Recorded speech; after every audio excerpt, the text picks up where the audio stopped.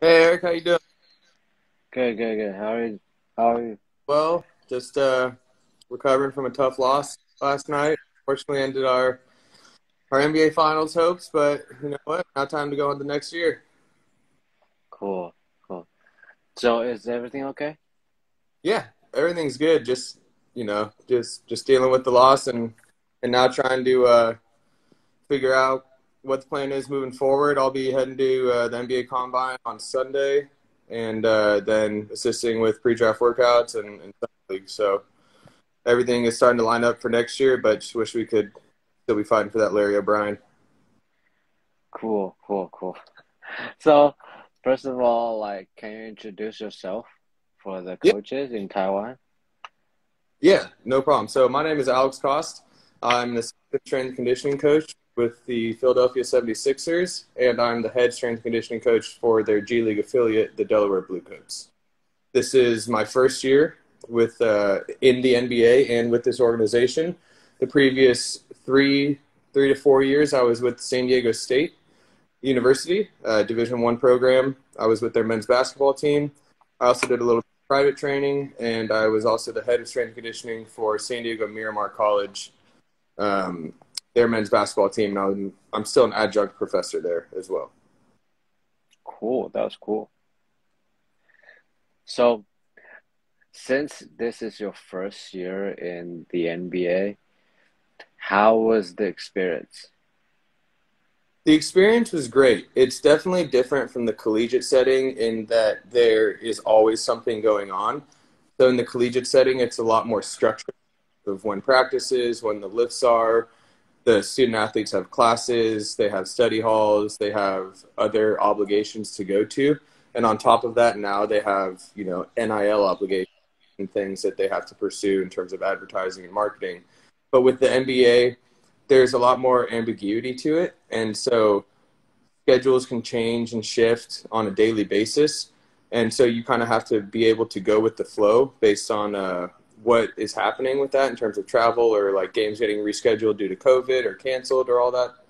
But in terms of having access to the athletes, you get a lot more in the NBA because they're here to play basketball and they've already finished their schooling or they're not necessarily in school. Some of them are finishing their degrees, which is great.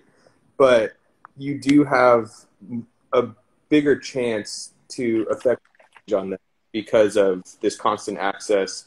And in terms of working with them, most of them are pretty proficient in terms of training because they've gone through a college program. And so you can utilize, I would say, more complex movements, but also just more complex ideas in terms of strength and conditioning. So not necessarily just movements, but how you would attack, like mobility or different types of periodization or programming with them as opposed to college athletes. Cool, cool. So, the next question I kind of ask all the like coaches who works with basketball is how was the in-season training gonna look like? So in terms of like basketball training, like skills training versus like weight room training. Yeah. So we had four coaches on our G League staff, and the Sixers have much more, but they have specific player development coaches that work with players, on shooting technique, driving, defense, all that kind of stuff. Stuff that isn't as related to like defensive or offensive concepts. That's more run by the head coach in terms of plays that need to be run, schemes, how things flow, and all that. And so what we did at the G League level, which worked out pretty well, was when we wanted to do specific skill work and have a lift on the same day, we would just call it lab lift. And we would allocate about 20 minutes to each and split the team up into two groups. And or one of the groups, which is half the team, would go with the skill coaches. And some of them, the big guys would work with the big coaches, the guards would work with the guard coaches, and then half the team would be with me in the weight room. And then we would flip flop. And so that was a good way for us to kind of get their bodies ready for practice, but also to be able to work on specific skill development for their position. And then I was able to individualize their programming a little bit more because I was dealing with half the team as opposed to the full team. Cool. So, at the NBA, do you do like game day lift, pre-game lift, or like post-game lift? Braxton just like that. So Braxton knows that we did have Q4 days, which is popular by Daniel Bove in his quadrant system book. And so we would lift on post-game during the season when we would have around 2, 3, 4 games a week to try to get these guys to lift at least. There you go, Nick. That's our AT. To try to get these guys to consolidate their stress physiologically. So during the preseason, before we went to showcase, we would have about 2 games a week, but they'd be pretty spread out. And so we were able to lift not on game days and still be able to consolidate stress and undulate the stress that we place on their bodies. But then once we got into season with travel and games happening a lot more frequently during the week, I would post-game lift the entire team usually. And that would be dependent on whether obviously we were home or away. And then based on how many minutes certain guys played, that would be pretty much how much volume they would do post-game. So, like, next would be like, so how was the what kind of thing you're gonna do on the post-game lift? So for post-game, I would just keep it really simple. I would usually have about 4 to 5 exercises and almost treat it as a circuit. So guys who played, 35 plus minutes would go through a couple times. Guys who played 20 to 30 minutes would go through 3 times. And then guys who played less than that would go through 4 to 5 times. And the guys who didn't come off the bench or played less than 10, 20 minutes, they would have some sort of conditioning aspect, whether that is on the treadmill or repeat power exercises. But I would usually keep it pretty simple and just have, a vertical press, a horizontal pull, knee dominant, and a hip dominant exercise, and then maybe 1 power exercise. So I try to make that as simple as possible. I wouldn't do any sort of like Olympic lifting or jumping unless the player did not play, to try to get them to that quadrant 4 level that the other players played on. So that way we can keep our entire team on the same physiological stressors. But again, it'd probably be about 4 to 5 exercises. They usually stayed the same, but things like rear foot elevated split squat, dumbbell bench press, pull-ups, RDLs, trap bar deadlifts, push press. So things that are pretty simple in terms of like movement wise, but they're kind of like the meat and potatoes of lifting. And so what I would do is just try to pick about 4 or 5 of those exercises. And then again, based on minutes played, I would delineate how much volume each player would have. Cool. So much for the in-season or like basketball stuff. And next I want to talk more like about the post on your Instagram. Okay? Yeah, of course. Yeah, I'm more interested in those kind of stuff. So yeah, it's okay. I appreciate it. I try to make those so that they're educational and just paying it forward and just helping everybody understand what I'm learning and my specific viewpoints on those topics. Okay, cool. So first thing I want to talk about is like change of direction versus like agility. What is the difference? I know you post like 2 posts, right? Mm-hmm. Yeah, so from what I've learned through the research and just what I like to determine it as is change of direction is when you know that you will be changing direction. So a drill such as like a box drill or a 5-10-5, where it is set out for you that you're going to do certain movements in a certain way, or like a T drill or like a 45-degree angle, which I call a W drill or a M drill. So the players know exactly what they're supposed to do. That's what I would call change of direction. It's a little bit more planned out, and that is a regression to agility training, which is what I would consider. So if players have to work on specific lateral changes of direction or front to back changes of direction, then I would start them with those types of drills where cones are laid out for them and they have to go around. Agility there's a reactionary component to it. And so the players aren't aware of which direction they're going to go, but it's more based on either like a clap or some sort of audio cue or some sort of verbal cue or something along those lines, to where they have to process information and then react to that. So something like just defensive slides, right? Like you could have them slide to the left, change your finger, slide to the right, slide back to the left, but they're going on your cue, reacting to it, not necessarily like a 5 or a box drill. Or something where you set up cones in the shape of a hexagon and you have a player in the middle of them, and then you can point, back, side, forward, and they have to react and touch the cone based on where you're pointing. And so the main difference between change of direction and agility, to me, and what I've read in the research, is that it really is that reactionary component. So being able to process information in live time to get the job done or get to the destination of where they need to go. And so a good progression would be using change of direction drills so that you can work on the ins and outs of their cuts and more biomechanics. And then agility would then move that into having a reactionary component. Cool. And I also read from your Instagram that you divided athletes into 4 categories, right? Yeah, so you can have athletes who are quick thinkers and slow movers and slow thinkers, quick movers and slow thinkers, and quick movers and quick thinkers. So based on that, you can decipher what they need to work on, whether it's change of direction or reaction and agility, right? So if they're a quick thinker but they're a slow mover, maybe it's something like the biomechanics or getting in and out of a cut that they need to work on. So change of direction would actually benefit them more by regressing that. But let's say they're really good at change of direction, but they're not good at the reactionary component. So then this is where you would probably start to work on more agility type drills and reactionary drills in order to get them to start processing information in live time.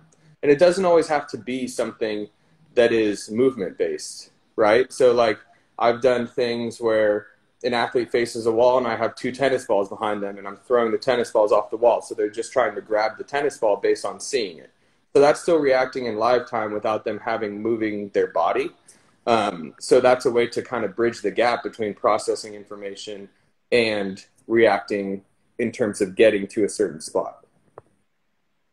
Cool. I love the thing you post on Instagram and explain it in so detailed. I appreciate that. That means a lot. And, that's why I do it. I really want to help educate everybody and just let them know what I'm learning. And if anybody ever has questions, I'm always open to answering them. I used to know. I already know that there's difference between change of direction and agility, but I didn't divided athletes into these kind of 4 categories, and which I think that will really help me in the future. Yeah, exactly. I mean, it's just a way to further individualize, right? It's not necessarily from a lifting standpoint, but change of direction and agility are huge aspects of sport. And so there's a way that you can get an on-field individualization component to it. Yeah. So next thing it's a little bit like change of direction, but from your post, you post force absorption and what is the other word? Absorption and propulsion, right? Yeah. Yeah. So, it's kind of it's kind of different than the traditional training. So, can you explain a little bit about how you view these kind of movement and how you're going to train that? Yeah, of course. So I learned this through the APC program, but it's a principle that I abide by, and it's gas versus brakes, right? You need to be able to brake before you can speed up, because what good is having a Ferrari engine if you have Volkswagen brakes on it? So usually a lot of injuries occur with the inability to decelerate and change direction. So we need to make sure that we can absorb force before we make sure that we can produce it. So instead of focusing like let's take a box jump, right? So instead of worrying about how high we can jump onto a box in terms of basketball, because it's a very vertical sport, let's make sure that we can absorb that force and land from that box.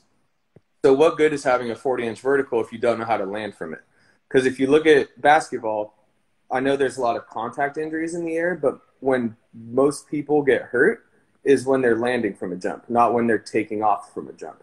So it's the ability to absorb that force as opposed to produce it.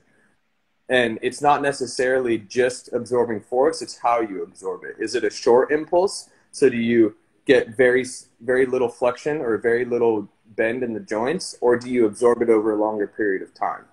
And so I like to work the deceleration aspect, and what comes with that is a lot of eccentric training. So not necessarily tempos, but think about like landing from a box. You get a lot of eccentric work in the lower body, or if you look at stopping in terms of a sprint, you get a lot of eccentric work from the lower body as well. And then when you're looking at concentric work, that's the ability to produce force or power. And so you can start to train that just by itself, and then you can start to work on rate of force development. So how fast can you produce that force? And so there's different ways to train it because there are different impulses and time restrictions.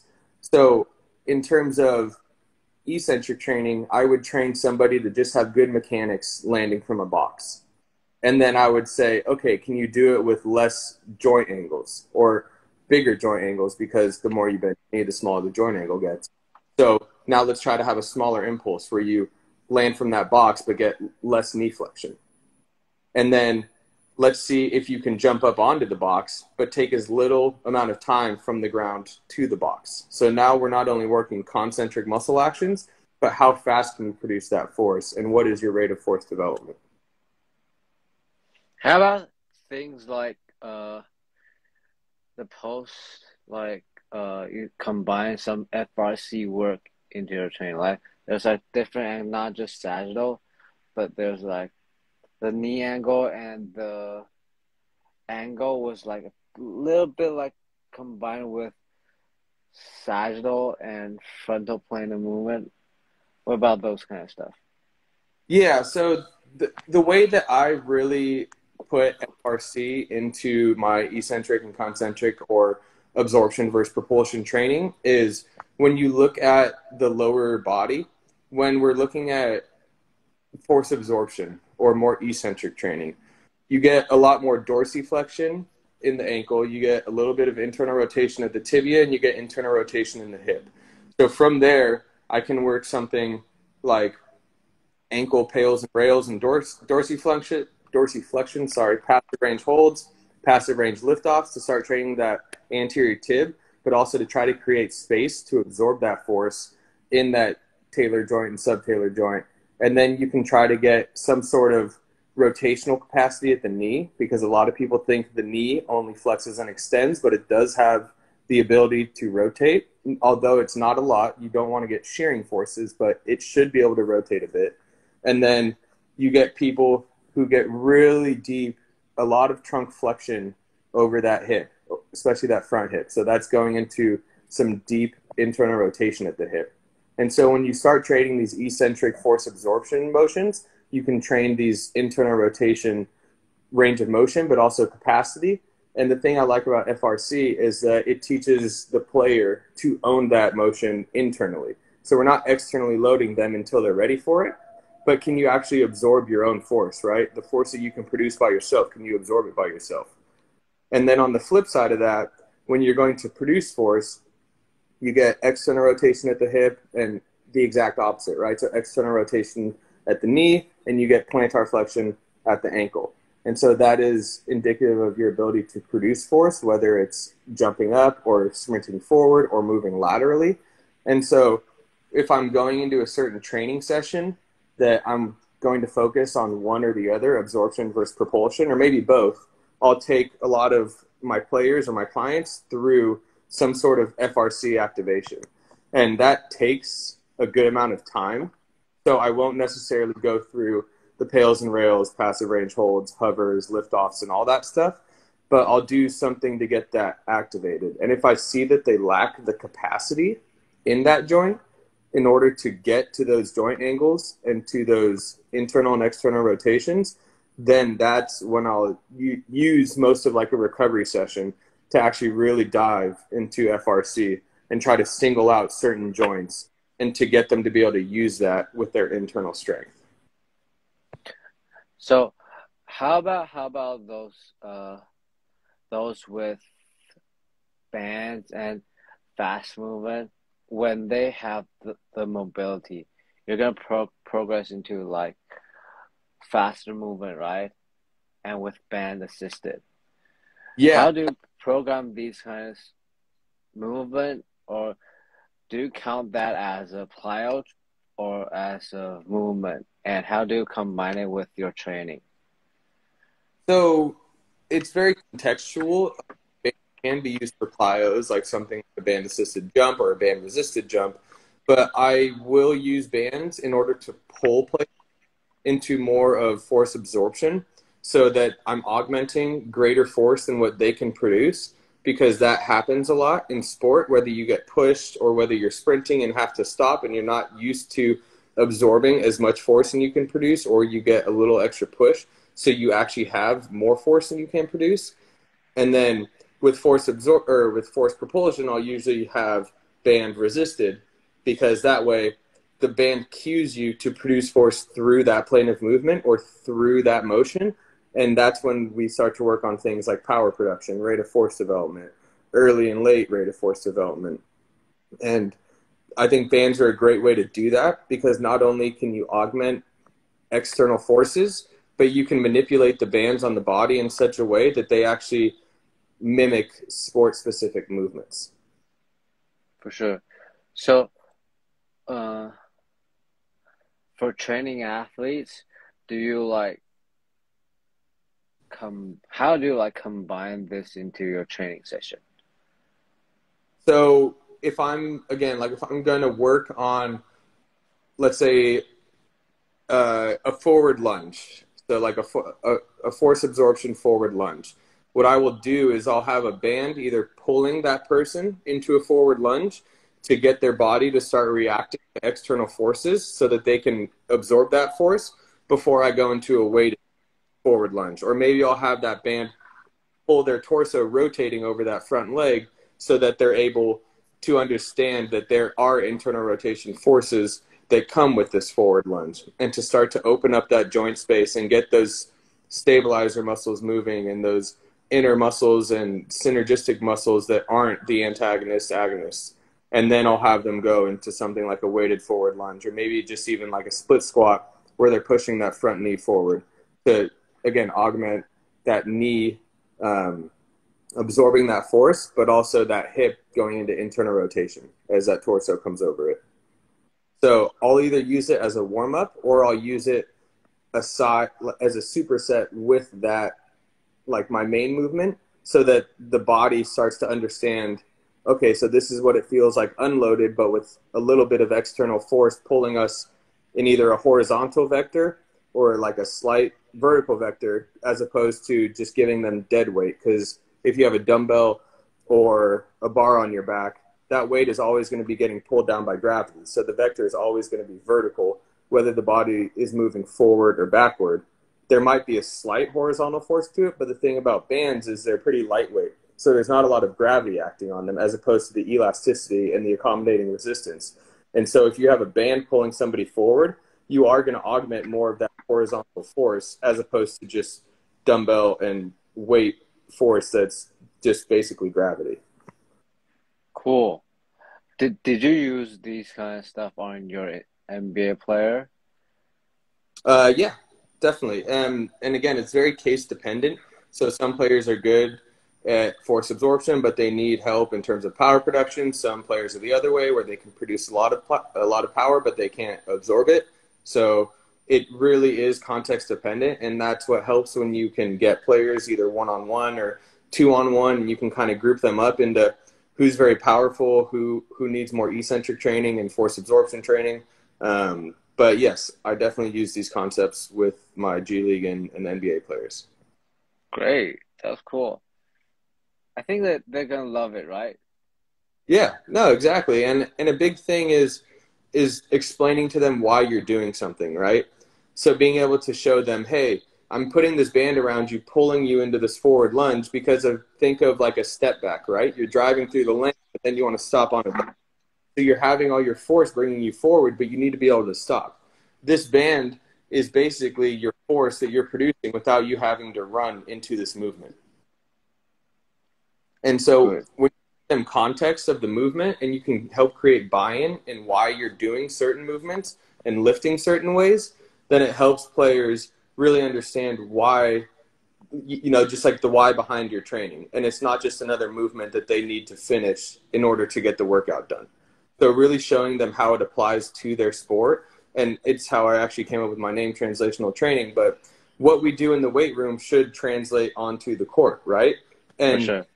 that's not just basketball. If you like rock climbing, like your training should somewhat translate to your rock climbing. If you play field hockey, like any sport, it doesn't have to be extremely sport specific, but something like a forward lunge with a band pulling you into it can be used for many sports, right? There's a lot of deceleration aspect to it. But when you can give that to the athlete and explain to them, and this is where sports knowledge comes into play as well. You have to understand the sport. So I utilize it as like a step back. But let's say you're a DB in football and you run up to break on the ball, but you need to stop and then backpedal. You could also utilize the same movement, right? So this is where the blend of your own sports knowledge of the sport you're training and being able to communicate that to the athlete as to why you're doing certain movements. Cool. That was like all for the force absorption and propulsion. Yeah. Next thing I want to talk about is like sleep. How does sleep gonna affect like performance? Sleep affects performance a massive amount. I actually learned most of this through Dr. Mita Singh at the NBSCA. I believe it was 2020. So she inspired that little IGTV that I made. But not only does it affect, you know, injuries and like power production or performance, but she was able to decipher specific aspects of basketball that lack of sleep can negatively impact, such as free throw percentage, points per game, field goal percentage, rebounds per game, assists per game. So it's not just about getting 8 hours of sleep or 9 hours of sleep if you're an elite athlete, but it's also how are you getting ready to go to bed, you know, and we can all improve in these situations, but things like not looking at your phone an hour before you go to bed, not having a TV in your room, having your room set to a temperature that allows you to go to bed earlier, doing things such as like reading before you go to bed. But it's not necessarily just sleep, but like sleep hygiene, right? And so I think a lot of people understand that sleep negatively impacts your performance or lack of sleep, but actually seeing objective measures in basketball, I think hits a little bit closer to home. And so that is what I thought was really important from her presentation, and which is why I wanted to give her a shout out and show my basketball players why I think that it's all Cool. So is there like usually you're gonna like, do you talk to your athletes like how exactly how many times they're gonna sleep, and do you talk through these with your athletes? We try throughout the season to do it. It's extremely difficult because we're not going to parent them. They are adults and they can make their own choices. But I think it's important to give them the tools that they need to understand why sleep is important, because I'm sure they've been hearing it a lot. But when you can say, hey, look at statistics, like, do you want to have a worse field goal percentage? Do you want to have less points per game, especially for athletes in the G League? Like, your ultimate goal is to get to the NBA, so you should be doing everything possible to keep your mind and your body right so that you can perform at a high level and possibly get a 10-day contract or even a two-way or even get signed to a full NBA contract. And things that are as little as not playing video games until 12 or 2 a.m. or getting off social media at a certain time, I think are extremely beneficial.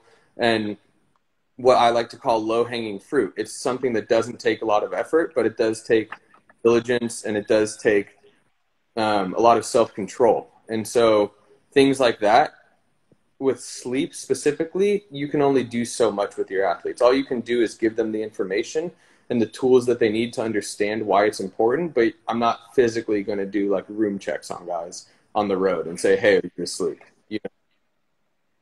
Cool. So, besides performance, how does sleep like help us recover? Yeah, From, I mean, training or like games. so I mean, again, yeah, like a big one is just recovery in general. Your body adapts while you're sleeping. There's certain supplements you can take to sleep, but also certain supplements and things that you can do before you go to bed that can help you recover, such as taking like casein protein because it has a slower release. So that helps your muscles build while you sleep. And so it comes from an aspect of, like, you can just say it decreases performance or it helps you recover. There's so many physiological aspects that it affects. It's hard to list them all off. One is just like your mental clarity, your ability to process information. And so a lot of people think that they can just drink caffeine if they feel tired. But in the words of Dr. Mita Singh, if you drink caffeine while you're feeling tired, it just helps you make bad decisions quicker. So it's not necessarily that you're making good decisions, but you are thinking a little bit quicker, but you're still making those poor decisions. And in terms of recovery, it's well documented in research that you need certain hours of sleep to recover from, muscle damage and things like that. And so when you don't get that sleep and your brain is still being stimulated, there are certain neurotransmitters and hormones that can't be released in your body because you're not in that rest and reset mode. Especially with video games, you're constantly in a sympathetic state. So your body is in that fight or flight mode. And so you need to sleep to get back to your parasympathetic nervous system in order for rest and digest, right? To help you process all the nutrition, all the other things that you've taken throughout the day that really help your body get back to tip-top shape in order to perform at a high level. Yeah. So do you for like recovery, do you use like breathing to help your athletes recover, or like meditation, that kind of stuff? We do encourage meditation. We do yoga on the road sometimes. We have certain supplements such as like tart cherry juice, things that are high in antioxidants just to help neutralize free radicals in the body, things that are very good in terms of recovery, like juices, beet juice, things like that. But we don't necessarily implement that on a daily basis or even a weekly basis. We tend to use it. Let's say we're on like a long road trip, or we're gone for a week or something like at the showcase. There are certain times where a lift isn't going to be beneficial because these guys have been traveling and playing a lot of games. So maybe one day we'll focus on meditation and a quick like flexibility yoga session, And so things like that I think can go a long way in terms of maybe we don't need to work out, right? Maybe their body is already in a state of trying to recover, but they can't necessarily get back to baseline. So why don't we like throw out the workout? We could do something later in the week, but let's make sure that these guys are recovered for our game. So let's keep the main thing, which is winning basketball games. Yeah. So last thing, and I'm gonna let you go. Okay, last question. Yeah, no worries, man. So same thing. It's the post on your Instagram, and I really love it. It's about like periodization versus programming. Yeah. What's the difference between periodization and like programming? So periodization is what basically happens when you try to periodize adaptations throughout the course of an extended period of time, whether that be 6 months, 8 months, 10 months, or a year. General linear periodization takes course over a year, where you have an endurance phase. Why am I blanking on this right now? A hypertrophy phase, a strength phase, and then a power phase, each of which are supposed to be able to potentiate the other. But that is what's considered more single block training, where you're going to go through an endurance phase to make sure that you have the muscular capacity to train at a hypertrophy phase. In a hypertrophy phase, you want to increase muscle cross-sectional area or make the muscle larger because theoretically, if you have a larger muscle, you can produce more force via cross-linking. And so with more force production, now comes strength training. So since we have bigger muscles, let's try to strength train and actually produce more force or lift weights that are heavier.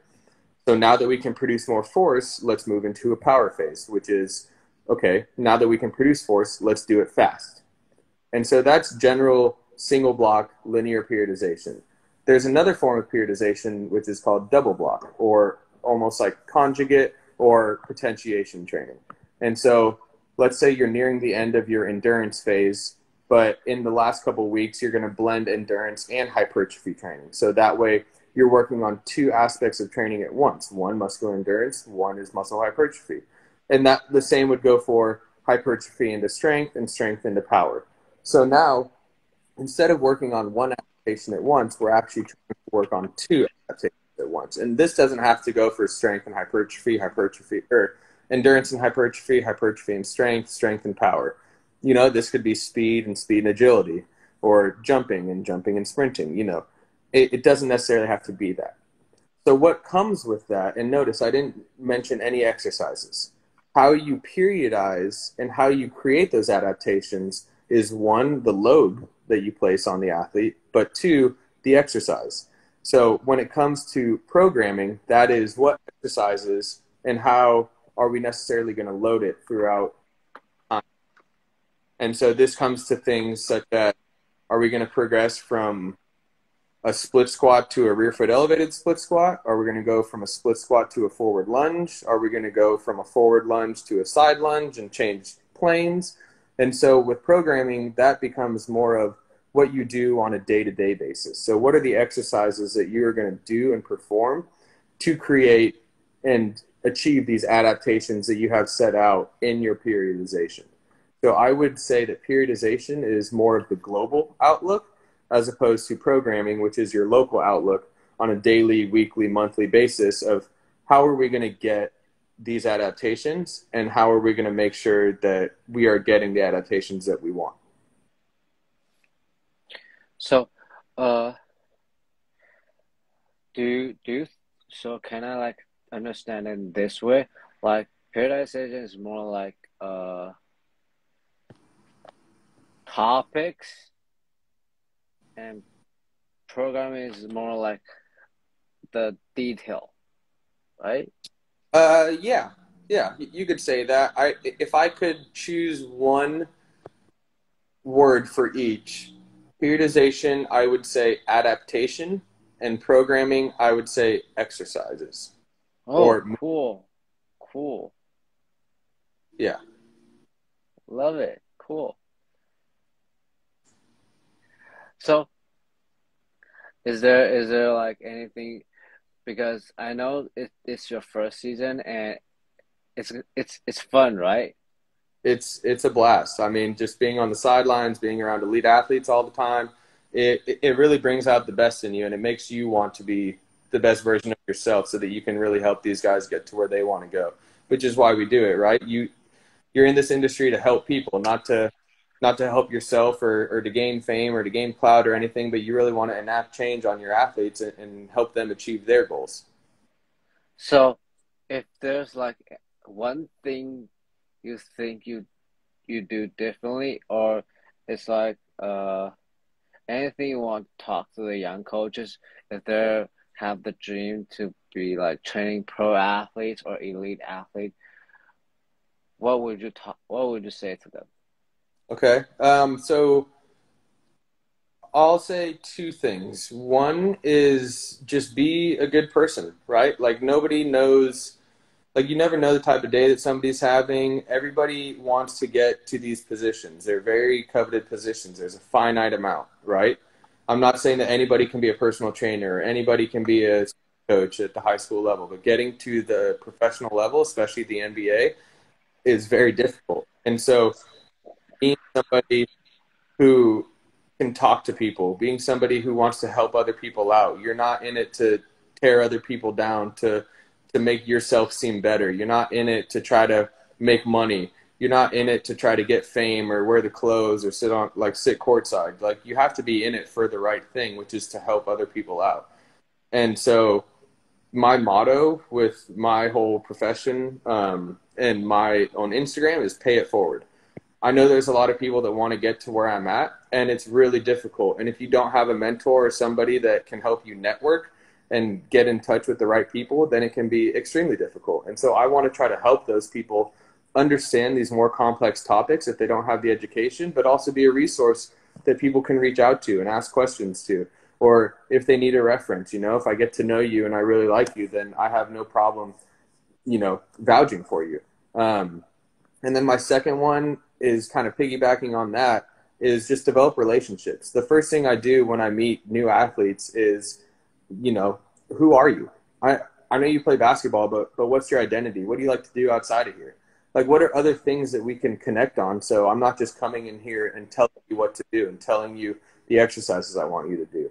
So I believe developing relationships with these players and really being able to talk to them on a personal level and not just a coach-athlete level, it really creates buy-in. And so when you have buy-in, you have guys that really want to put the work in and they really want to do it for you because they understand that you're here for them. And you're not just here to use them to get to where you want to go, as opposed to the other way around. You want to be the resource that they use to get them to where they want to go. And so I think that is what's skewed a lot.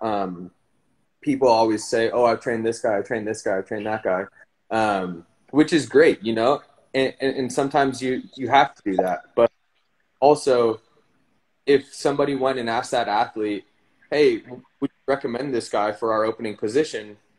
If he has nothing to say about you besides, oh, yeah, he was a good trainer, then you're probably not going to get an interview, right? But if he's like, oh, he came to my family's house, or like when I was feeling down, we didn't work out, and he just asked me how my day is going, if there's anything else I can do, like really connecting with people on a personal level and not just a coach-athlete relationship. And don't get me wrong, there are times where that has to happen, but that comes through buy-in and knowing them as a person. And so when there are those days where they want to kind of just BS and not do the work, that's when you can say, hey, like, we've done this all year, right? I mean, I'm going to need you to step up and really put in the effort today because this is just one of those days that we got to grind and get through. And if they trust you and they know you on a personal level, then they'll be willing to do that. And so I think those are the two biggest things is one, pay it forward because you don't know who needs the help. You don't know who needs the education or who needs the positive energy and the words to just keep pushing. And then two is just develop relationships with your athletes beyond training them. Be a friend to them, Be someone they can talk to, someone they want to FaceTime, right? So the head of my APC program, Ramsey Nijam, said one of the main tests with your athletes is if you FaceTime them right now, will they pick up? Right? And so be one of those people that an athlete wants to talk to if you FaceTime. And granted, there's stuff going on. Maybe they'll be at practice. Maybe, they might not be able to pick up your call right then, but they'll probably call you back, right? And so I think that is the biggest thing. And it goes with the old adage of athletes don't care how much you know until they know how much you care. Yeah, for sure. Appreciate it, man. Really yeah, love of course. it. For having me on. I appreciate you reaching out and talking to you. No, I love the content you've posted on Instagram, and it was like, man, I got to talk to this guy. Thanks, man. That means a lot. It's honestly why I do it. So, if there's like coaches are interested in what we're talking about today, where can they reach out to, and where can they find the topics we talked about today? So they can reach out to me on my Instagram, which is @translational_training. I might not get back to you immediately. Again, it's a busy schedule here, but trust me that I will try to get back to you. I have no issue getting on a phone call or getting, on a FaceTime Live or anything like that to really talk and try to understand what you need help with. And then, sorry, what was the other question? Oh, the content. So I learned a lot of my stuff through research, like PubMed, through grad school, through the APC program, but just having a constant knowledge or thirst for knowledge in terms of, hey, if I want to know about ACL construction after rehab, I'm going to go look up a study and learn about it. And it might not just be one, it might be 3, 5, or even 10 on a certain topic that could be broader than that, like such as strength training. But if you need to understand how to decipher research so you know what is good and what is poor, and that just takes time. But there are research papers on how to read research. And so it seems paradoxical, but that's a huge aspect of this industry because you be on top of research and what is coming out. But it also doesn't have to just be peer-reviewed research. There's a lot of great information out there that you can read in books, such as the quadrant system. I'll plug Daniel Bove. I love that. Adam Petway just came out with the biomechanics basketball book that is very specific to basketball and involves a lot of research to it. So there's ways to ease your way into just reading research papers, but ultimately you have to have the knowledge to be able to train these guys, and you have to know what you're doing, because you can't, again, just take an exercise or a program from somebody that trains athletes and implement it with one of your athletes, because they might not, I'll tell you right now, they probably aren't level as that athlete, and you need to understand what you need to do with your athlete prior to progressing them to certain movements. Good. Thanks. That's like everything I have for today, okay? Really Awesome. appreciate it. I know you're really like busy, so really appreciate it for your time, man. Yes, sir. Of course. Thanks for reaching out, and I'd be happy to be on again if you ever need me. For sure, I'm gonna do it again, okay? Good, Eric. Thanks. See you. Yep. Have a good day. You too. Bye-bye.